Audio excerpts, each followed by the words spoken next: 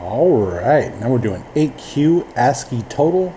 This is by user 3220651, and 93% of the people like it. So we'll be given a string and have to return the sum of all characters as an int.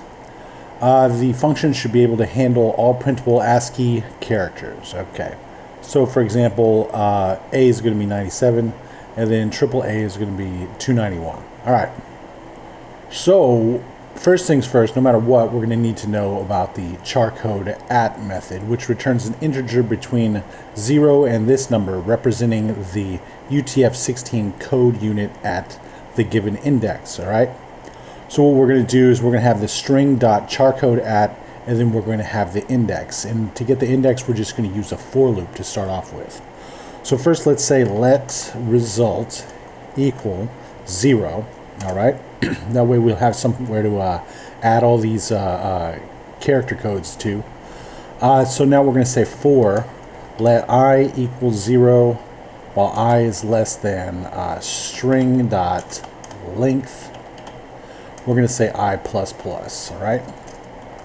And then after that we'll say result plus equals, and then we'll say string dot charCodeAt, and then we'll put the index as I. All right, and then after that we'll just return the result. Now let's test it,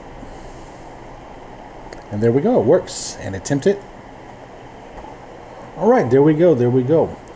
But you know what, believe it or not, there's a way we can do this with just one line of code. And it's a pretty important method, because once you get the hang of this method, you can use it pretty much anywhere. It's pretty much exactly the same thing as this too. So first off, let me show you about it. This is called the reduce method, which executes a user-supplied reducer callback function, and then blah blah blah blah blah. Basically, perhaps the easiest to understand case for reduce is to return the sum of all elements in an array, and that's what basically all this says. What we're going to use for the syntax is we're going to have the string.reduce. Accumulator is going to be basically like the result. Current value is just the is just going to be like the letter that it's on, and then we're going to turn every letter into the into the charcode, and then add it to it as the expression, and then we're going to have an initial value here as 0, just like having result equals 0. All right, so let's come on over here and I'll show you what I'm talking about. So we'll say const uni total equals string, and then we'll have an arrow right here, and that way we don't have to do any of this or have the little curly braces. So let's just start off by saying console.log down here, console.log down here. All right. So when we put string in, what we get is okay. Let's get rid of some of these tests. We're gonna get it down to just Mary had a little lamb. So let's get rid of that, and now let's test it. All right. So we got Mary had a little lamb. Pardon me. So now what we want to do is do that reduce thing. But the thing is, reduce only works on arrays and elements in arrays. So this thing right now is a string, so we're going to have to somehow turn it into an array. So let's get the string right now. Let's just wrap some brackets around it, just see what happens, all right? So right now we've got Mary had a little lamb inside the string, inside of these brackets.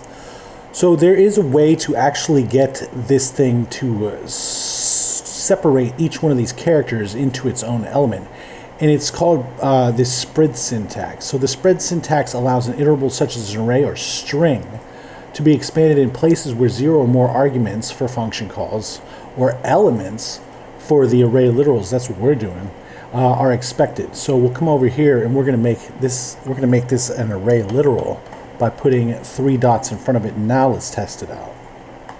And you see every character is inside of its own element. All right.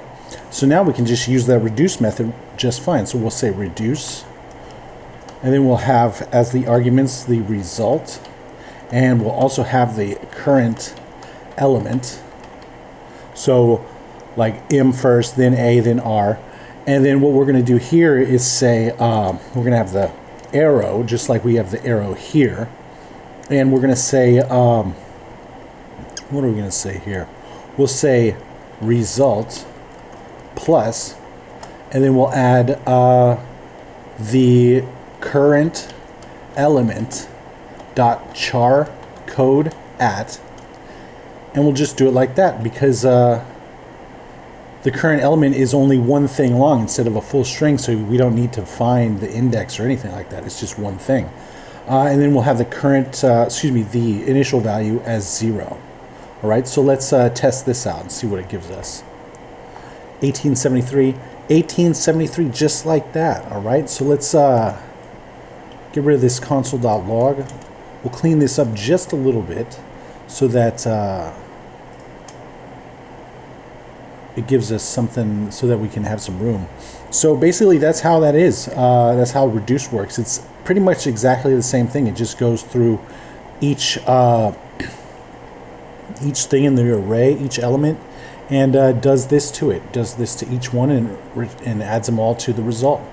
All right, so let's test it out in this manner. Looks good, and attempt it. All right, and submit it. All right, so as you can see here, they did the reduce with the spread syntax as well. And then they just said accumulator and character, and that's the same thing. Basically, you can put anything you want in there. And then here's the for loop, just like we did it. And then you can just check out the rest. Here's reduce call. I've never done that, but yeah. You can just check out the rest if you feel like it. Let's go over to mine. Just me. Best practice in my opinion. I very much like it. And we'll see you next time.